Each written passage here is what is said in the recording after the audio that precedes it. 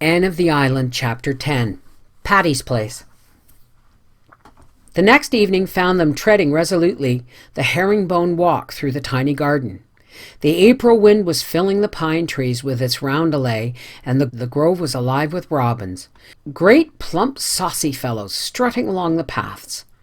The girls rang rather timidly, and were admitted by a grim and ancient handmaiden.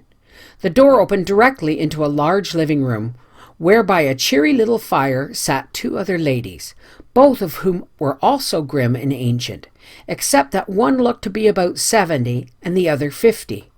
There seemed little difference between them. Each had amazingly big light blue eyes behind steel-rimmed spectacles. Each wore a cap and a grey shawl. Each was knitting without haste and without rest. Each rocked placidly and looked at the girls without speaking. And just behind each sat a large white china dog, with round green spots all over it, a green nose and green eyes. Those dogs captured Anne's fancy on the spot. They seemed like the twin guardian deities of Patty's Place. For a few minutes nobody spoke. The girls were too nervous to find words, and neither the ancient ladies nor the china dogs seemed conversationally inclined. Anne glanced about the room. What a dear place it was! Another door opened out of it directly into the big pine grove, and the robins came boldly up to the very step. The floor was spotted with round braided mats such as Marilla had made at Green Gables, but which were considered out of date everywhere else, even in Avonlea. And here they were on Spofford Avenue. A big polished grandfather's clock ticked loudly and solemnly in a corner. There were delightful little cupboards over the mantelpiece, behind whose glass doors gleamed quaint bits of china. The walls were hung with old prints and silhouettes. In one corner the stairs went up, and at the first low turn there was a long window with an inviting seat. It was all just as Anne had known it would be. By this time the silence had grown too dreadful, and Priscilla nudged Anne to intimate that she must speak. We saw your sign that this house is to let," said Anne faintly, addressing the older lady, who was evidently Miss Patty Spofford. "Oh, yes," said Miss Patty. "I intended to take that sign down today." Then we're too late," said Anne sorrowfully. "You've let it to someone else?" "No, but we've decided not to let it at all." "Oh, I'm so sorry," exclaimed Anne impulsively. "I love this place. I did hope we could have got it." Then did Miss Patty lay down her knitting, take off her specs, rub them, put them back on, and for the first time look at Anne as a human being. The other lady followed her example so perfectly that she might as well have been a reflection in the mirror. "You love it," said Miss Patty with emphasis. "Does that mean you really love it, or that you merely like the looks of it? Girls nowadays indulge in such exaggerated statements that one can never tell what they do mean. It wasn't so in my young days. Then a girl did not say she loved turnips in just the same tone as she might have said that she loved her mother or her savior." Anne's conscience bore her up. "I really do love it," she said gently. "I've loved it ever since I saw it last fall. My two college chums and I want to keep house next year instead of boarding, so we're looking for a little place to rent, and when I saw that this house was to let, I was so happy." "If you love it, you can have it," said Miss Patty. "Maria and I decided today that we would not let it after all, because we did not like any of the people who have wanted it. We don't have to let it. We can afford to go to Europe even if we don't let it. It would help us out, but not for gold will I let my home pass into the possession of such people that has come here and looked at it. You are different. I believe you do love it and will be good to it. You can have it." If we can afford to pay for what you ask for it," hesitated Anne. Miss Patty named the amount required, and Anne and Priscilla looked at each other. Priscilla shook her head.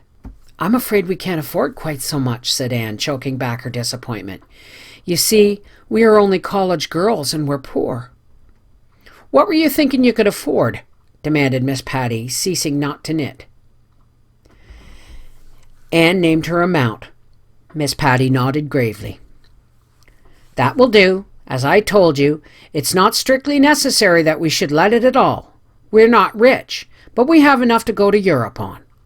I've never been in Europe in my life, and never expected or wanted to go, but my niece here, Maria Spofford, has taken a fancy to go. Now you know a young person like Maria can't go globe-trotting alone. No, I suppose not, murmured Anne, seeing that Miss Patty was quite solemnly in earnest. Of course not. So I have to go along to look after her. I expect to enjoy it too. I'm 70 years old, but I'm not tired of living yet. I dare say I'd have gone to Europe before if the idea had occurred to me. We shall be away for 2 years, perhaps 3. We sail in June, and we shall send you the key and leave all in order for you to take possession when you choose. We shall pack away a few things we prize especially, but all the rest will be left. Will you leave the china dogs? Asked Anne timidly. Would you like me to? Oh, indeed, yes, they're delightful. A pleased expression came into Miss Patty's face. I think a great deal of those dogs, she said proudly. They're over 100 years old, and they have sat on either side of this fireplace ever since my brother Aaron brought them home from London 50 years ago. Spofford Avenue was called after my brother Aaron. A fine man he was, said Miss Maria, speaking for the first time. Ah, you don't see the like of him nowadays. He was a good uncle to you, Maria, said Miss Patty with evident emotion. You do well to remember him. I shall always remember him, said Miss Maria solemnly. I can see him this minute, standing there before that fire, with his hands under his coat-tails, beaming on us. Miss Maria took out her handkerchief and wiped her eyes, but Miss Patty came resolutely back from the regions of sentiment to those of business. I shall leave the dogs where they are, if you will promise to be very careful with them, she said. Their names are Gog and Magog. Gog looks to the right and Magog to the left. And there's just one more thing. You don't object, I hope, to this house being called Patty's Place. No, indeed. We think that's one of the nicest things about it. You have sense, I see, said Miss Patty in a tone of great satisfaction. Would you believe it?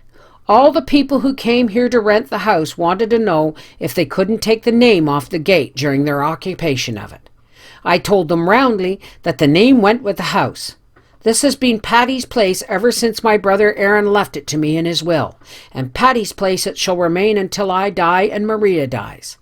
After that, happens the next possessor can call it any fool name he likes, concluded Miss Patty, much as she might have said, after that, the deluge.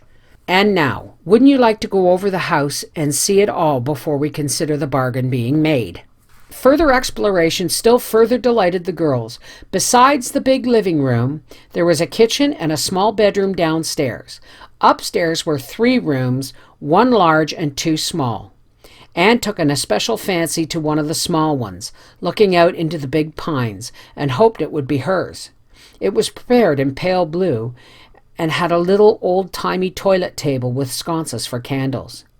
There was a diamond-paned window with a seat under the blue muslin frills that would be a satisfying spot for studying or dreaming. It's all so delicious that I know we're going to wake up and find it a fleeting vision of the night, said Priscilla as they went away.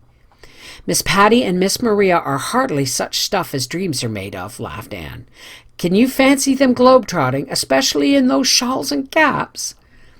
I suppose they'll take them off when they really begin to trot, said Priscilla. But I know they'll take their knitting with them everywhere. They simply couldn't be parted from it. They will walk about Westminster Abbey and knit, I feel sure. Meanwhile, Anne, we shall be living in Patty's Place on Spofford Avenue. I feel like a millionairess even now. I feel like one of the morning stars that just sang for joy, said Anne. Phil Gordon crept into 38 St. John's that night and flung herself on Anne's bed.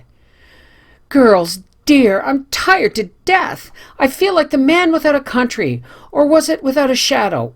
I forget which. Anyway, I've been packing up. And I suppose you are worn out because you couldn't decide which things to pack first, or where to put them, laughed Priscilla. Exactly. And when I had got everything jammed in somehow, and my landlady and her maid had both sat on it while I locked it, I discovered I had packed a whole lot of things I wanted for convocation at the very bottom. I had to unlock the old thing and poke and dive into it for an hour before I fished out what I wanted. I would get a hold of something that felt like what I was looking for. I'd yank it up and it would be something else. No, Anne, I did not swear. I didn't say you did. Well, you looked it. But I admit my thoughts verged on the profane, and I have such a cold in my head I can do nothing but sniffle, sigh, and sneeze. Isn't that alliterative agony for you? Queen Anne, do say something to cheer me up. Remember that next Thursday night you'll be back in the land of Alec and Alonzo, suggested Anne. Phil shook her head dolefully. More alliteration. No, I don't want Alec and Alonzo when I have a cold in the head. But what has happened to you two? Now that I look at you closely, you seem all lighted up with internal iridescence. Why, you're actually shining. What's up? We're going to live in Patty's place next winter, said Anne triumphantly.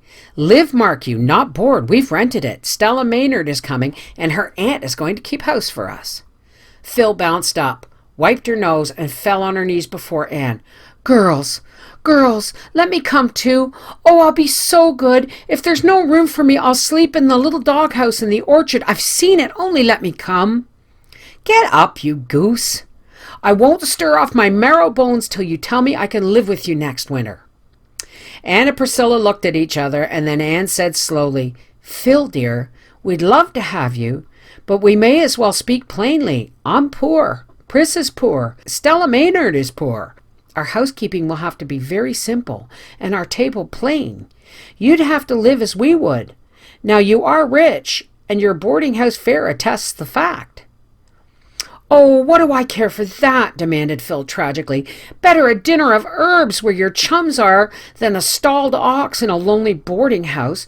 Don't think I'm all stomach, girls. I'll be willing to live on bread and water with just a little jam, if you'll let me come. And then, continued Anne, there will be a good deal of work to be done. Stella's aunt can't do it all. We all have to have our chores to do. Now you, toil not, neither do I spin, finished Philippa. But I'll learn to do things. You'll only have to show me once. I can make my own bed to begin with. And remember, though I can't cook, I can keep my temper. That's something. And I never growl about the weather. That's more. Oh, please, please. I never wanted anything so much in my life, and this floor is awfully hard. There's just one more thing, said Priscilla resolutely. You, Phil, as all Redmond knows, entertain callers almost every evening. Now at Patty's place we can't do that. We have decided that we shall be at home to our friends on Friday evenings only. If you come with us, you'll have to abide by that rule. Well, you don't think I'll mind that, do you? Why, I'm glad of it. I knew I should have some such rule myself, but I hadn't enough decision to make it or stick to it. When I can shuffle off the responsibility onto you, it will be a real relief. If you won't let me cast in my lot with you, I'll die of disappointment, and then I'll come back and haunt you. I'll camp on the very doorstep of Patty's place, and you won't be able to go in or out without falling over my spook. Again, Anne and Priscilla exchanged eloquent looks. Well, said Anne, of course we can't promise to take you until we've consulted with Stella, but I don't think she'll object, and as far as we're concerned, you may come and glad welcome. If you get tired of our simple life, you can leave us and no questions asked, added Priscilla. Phil sprang up, hugged them both jubilantly, and went on her way rejoicing. I hope things will go right, said Priscilla soberly. We must make them go right, avowed Anne. I think Phil will fit into our happy little home very well. Oh, Phil's a dear to rattle around with and be chums, and of course, the more there are of us, the easier it will be on our slim purses. But how will she be to live with? You have to summer and winter with anyone before you know if they're livable or not. Oh, well, we'll all be put to the test as far as that goes. And we must quit us like sensible folk, living and let live. Phil isn't selfish, though she's a little thoughtless, and I believe we'll all get on beautifully in Patty's place.